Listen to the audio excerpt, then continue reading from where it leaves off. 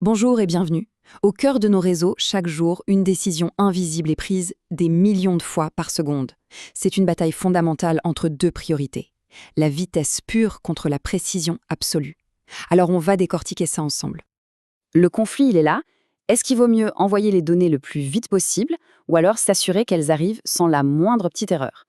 C'est le choix que doit faire chaque commutateur réseau, ce qu'on appelle un switch, pour chaque paquet de données qui passe par lui. C'est vrai qu'on n'imagine pas forcément un appareil réseau comme une entité qui prend des décisions. Pourtant, c'est exactement son rôle. Chaque paquet qui le traverse le force à faire un choix critique, un choix qui a des conséquences directes sur la performance de tout le réseau. Pour bien comprendre, imaginez une trame de données. C'est un peu comme une lettre qui arrive dans un immense centre de tri. Le switch, c'est le trieur. Sa mission, c'est de lire la destination et de l'envoyer sur le bon chemin. Mais c'est la méthode qu'il va utiliser pour le faire qui change absolument tout. Allez, on commence avec la première méthode. On peut la voir comme l'approche la plus prudente, la plus méticuleuse. Son nom, le mode Store and Forward, ou en français, stocker et transférer. Le principe est super simple, en fait. Le switch attend sagement de recevoir le paquet en entier. Rien ne passe tant qu'il n'a pas tout le paquet sous les yeux.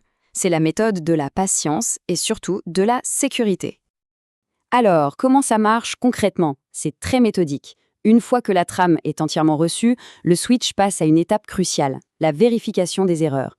Il utilise un calcul qu'on appelle le CRC, c'est un peu comme une signature numérique pour vérifier que rien n'a été abîmé en route. Si le moindre défaut est détecté, la trame part directement à la poubelle. Là, c'est tolérance zéro pour les erreurs.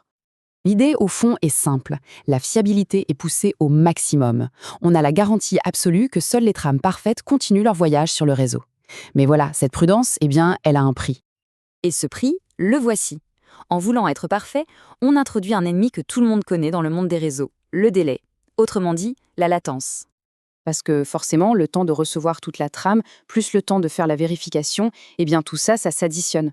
Même si on parle de microsecondes, sur un réseau à très haute vitesse, ces délais s'accumulent et finissent par ralentir la communication. Et l'attention, on ne parle pas d'une petite différence. La méthode Store and Forward est par nature beaucoup plus lente que son alternative qu'on va découvrir tout de suite. Le décalage de performance est vraiment flagrant. Alors, pour contrer ce problème de lenteur, une toute autre philosophie a vu le jour. Si la première méthode était un inspecteur prudent, celle-ci, c'est le coursier express qui n'a pas une seule seconde à perdre. Et là, la différence est énorme. Le switch lit juste ce qu'il faut d'infos pour savoir où envoyer la trame. En général, ce sont les tout premiers octets avec l'adresse de destination, et hop, il la transfère sur le champ. Il n'attend même pas la fin du message. Le processus est d'une simplicité déconcertante. 2 étapes, et c'est tout. On lit l'adresse, on envoie. C'est une approche qui est optimisée pour un seul et unique objectif, la vitesse brute. Oui, mais voilà, c'est là qu'elle risque. En partant si vite, le switch n'a aucune idée si le reste de la trame qui suit contient des erreurs. Du coup, il fait passer tout ce qui arrive, le bon comme le mauvais. On a donc nos deux champions sur le ring.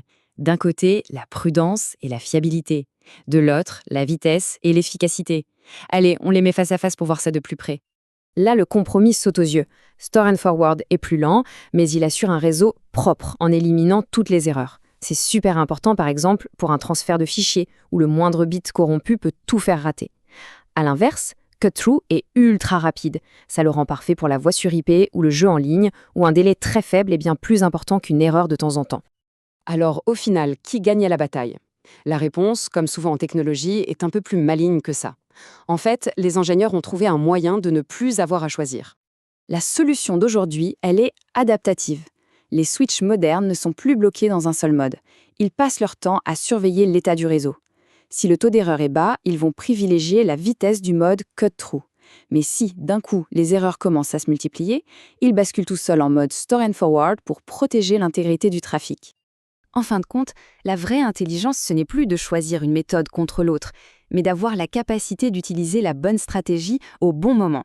C'est un arbitrage permanent entre la vitesse et la précision. La prochaine fois qu'un fichier sera téléchargé ou qu'un appel vidéo sera passé, il faudra penser à cette petite décision invisible. Le choix entre ces deux philosophies, c'est lui qui définit la qualité de notre expérience. La question n'est pas juste technique, ça en dit long sur la façon dont on priorise nos propres besoins numériques, à chaque instant.